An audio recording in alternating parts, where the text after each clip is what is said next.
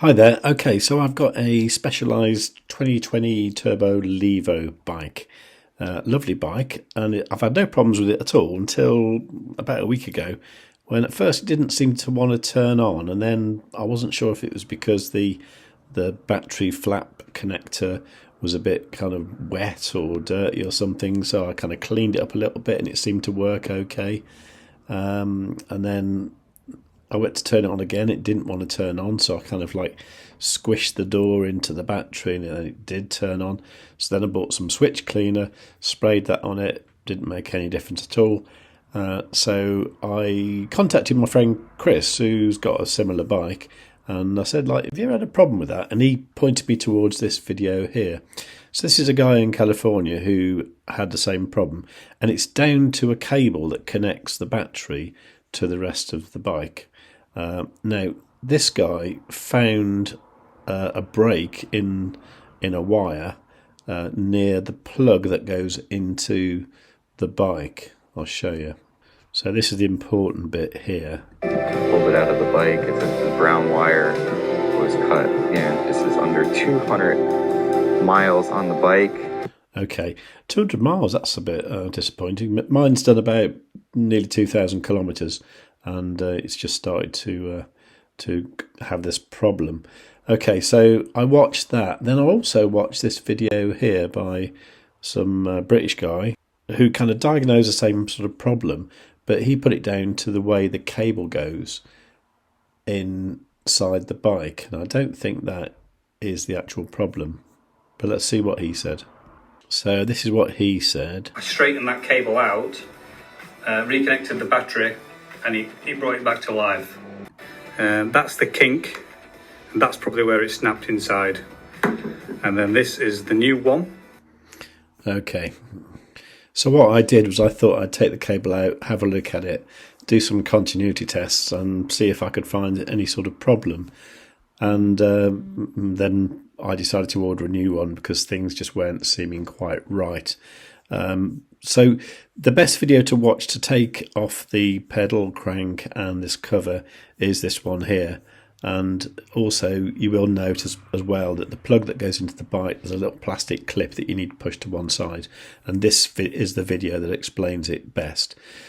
But let's just go forward to when I got the part and I compared it with the old one and tried to work out what exactly had gone wrong. Okay, so what I've got here is the old cable. I know it looks a bit mashed up. That's because I've taken off the insulation, because I've been trying to work out where the actual brake is. And a lot of people think that the brake is where it bends in the bike. So that plug plugs into the bike like that, then it bends back on itself. And this is the part that goes into the battery. So everyone assumes that it breaks there.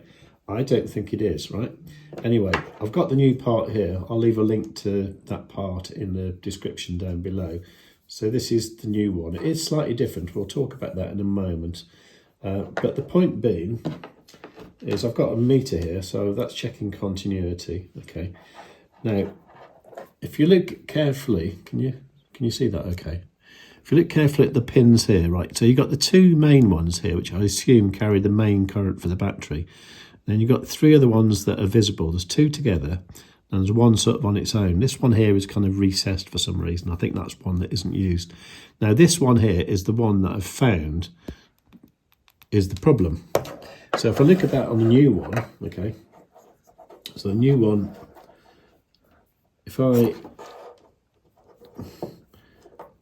put that one on there, and then I think it's one of the first of the small pins, that one there, okay, so that one there you can see that on the meter?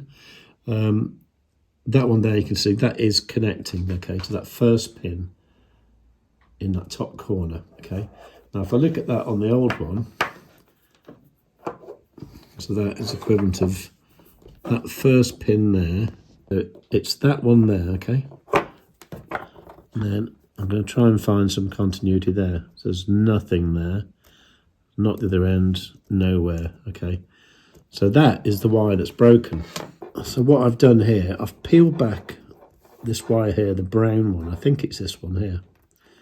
So if I poke my meter lead through there and I come up to here, that one there, you can see if they look at the meter there, that one is connecting to this end. But if I go from here to here, that's not connecting, okay? So then I tried it further up here, actually here, right?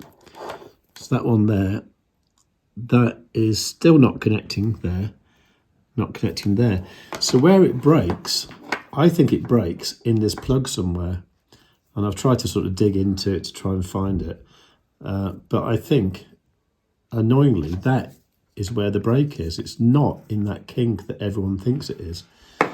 Now, it looks like they've improved something. This cable here seems to be probably different. It's not like it was before. It's not round. It's now flat, and it doesn't have these cable ties on it. So it looks like there's probably been a bit more effort made to make it a bit more robust. And also, you see here, they put an extra bit of reinforcement there on the plug, okay, which wasn't there before. This part is about 100 quid, but I think this is an improvement over that, and I really wish my bike had come with that in the first place and not this. But I'll put it in the bike and see what happens, and hopefully it'll all work fine. I suppose the other thing I need to prove as well is that although there's no continuity on these pins here from that brown wire there, there is from there continuity to there. Okay, so once again that proves that the break in the brown wire is between there and the plug there. Okay, so I'm going to put it back on the bike now, or not this one, but the good one, obviously. Okay, so I didn't do a video of taking the actual lead off, but the important thing is the plug goes into there. It's got this kind of plastic clip on the side. So when you take it off, you need to kind of push that over with a screwdriver and then pull the plug out, just so you don't break that plastic clip. Okay, and then basically the lead goes in there. It kind of goes this way, and then it kinks back on itself and comes up to here, to the battery, as you know. Now, I'll just put it back in place and then you can see what's going on. Now, obviously, before you put all this back together, you want to just check it works. So you can just, put the cable in place and then just test it. And of course, it worked. So then it's just a matter of putting the cover back on with the 3mm Allen keys and then the crank with the 8mm. And that's it, really. So I put it all back together, took it for a ride, and everything's fine. Now, I have noticed there are some bike shops that are offering some kind of upgrade, if you like, when they refit this cable, and that's like filling that compartment with some sort of foam rubber type stuff. I think that's a complete waste of time. I'm hoping that by them putting this extra reinforcement bit here, that isn't going to happen again. I think it was a design fault, and hopefully they fixed it. I hate the price of the thing, like 100 quid, then it's about 5 or 6 quid to send it to you. I did look at trying to repair it, but because I think the brake is inside here, it's just not really possible, and I'd always be worried about it going wrong again. So yeah, there you go. Hope you found this useful. I kind of wish I'd seen this video before I did it, but nevertheless, the other two videos were very helpful as well. And thank you once again to my friend Chris, who pointed me in the right direction. So overall, it's good that it was something fairly simple. I'm annoyed that it happened with a bike that's only 3 years old, but it's fixed now. It's all good. So happy riding, and please do like, subscribe, and definitely leave a nice comment. Okay, take care. Bye.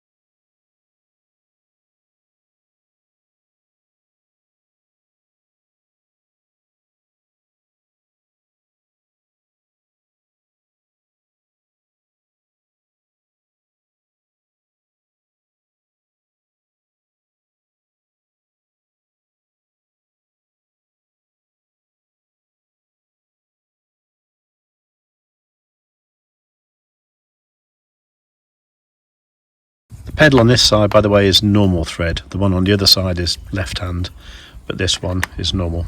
Okay.